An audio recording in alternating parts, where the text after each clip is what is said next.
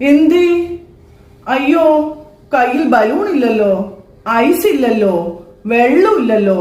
മോനൊന്ന് അവിടെ പോയി ഒരു ബലൂൺ ഉണ്ടോ നോക്കിയിട്ട് വാ.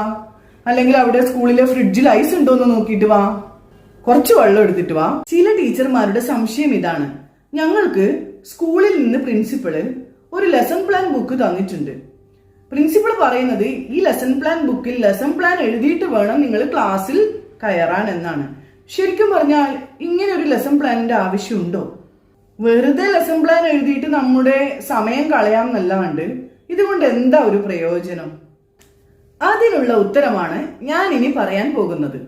ചിലപ്പോ ചില ആളുകൾ പറയുന്നത് നിങ്ങൾ കേട്ടിട്ടുണ്ടാവും, എന്റെ വീടിന്റെ പടിഞ്ഞാറ് ഭാഗത്തുള്ള പൂജാമുറി കിഴക്ക് ഭാഗത്തേക്ക് മാറ്റിയിരുന്നെങ്കിൽ നല്ലതായിരുന്നു, അതുപോലെ ഈ ചുമര് തട്ടിയിരുന്നെങ്കിൽ കുറച്ചുകൂടി വലിയ ഒരു റൂം കിട്ടുമായിരുന്നു എന്നൊക്കെ ചില ആളുകൾ പറയുന്നത് നിങ്ങൾ കേട്ടിട്ടുണ്ടാവും. എന്തുകൊണ്ടാണ് വീട് കെട്ടിയതിനു ശേഷം പലരും ഇങ്ങനെ പറയുന്നത്?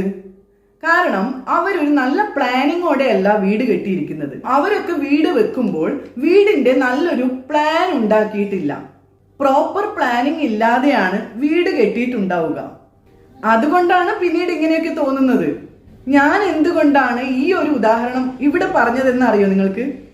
അതായത് നിങ്ങളിപ്പോ നിങ്ങളുടെ ക്ലാസ്സിൽ കുട്ടികളെ സോളിഡ്, ലിക്വിഡ്, ഗ്യാസ് ഇവ പഠിപ്പിക്കാൻ പോകുന്നു എന്ന് വിചാരിക്കുക.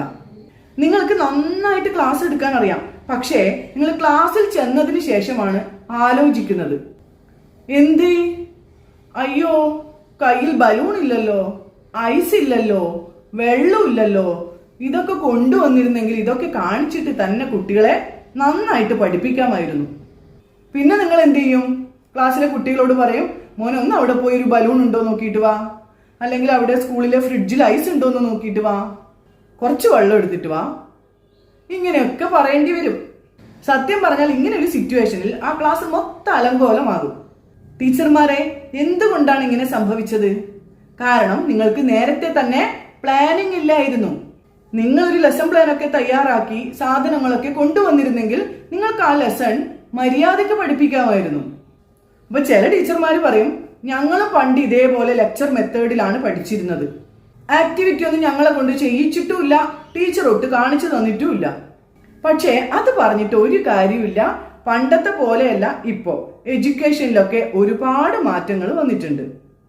അതുകൊണ്ട് എനിക്ക് പുതിയ ടീച്ചർമാരോട് പറയാനുള്ളത്, ഓരോ ക്ലാസ്സും എടുക്കുന്നതിന് മുമ്പ് ലെസൺ പ്ലാൻ തയ്യാറാക്കിയതിന് ശേഷം മാത്രം നിങ്ങൾ ക്ലാസ്സിലേക്ക് പോവുക. അതാണ് ഏറ്റവും നല്ലത്. അപ്പൊ ഇന്നത്തെ വീഡിയോ ഇത്രയേ ഉള്ളൂ. പുതിയൊരു വീഡിയോയുമായി നമുക്ക് വീണ്ടും കാണാം.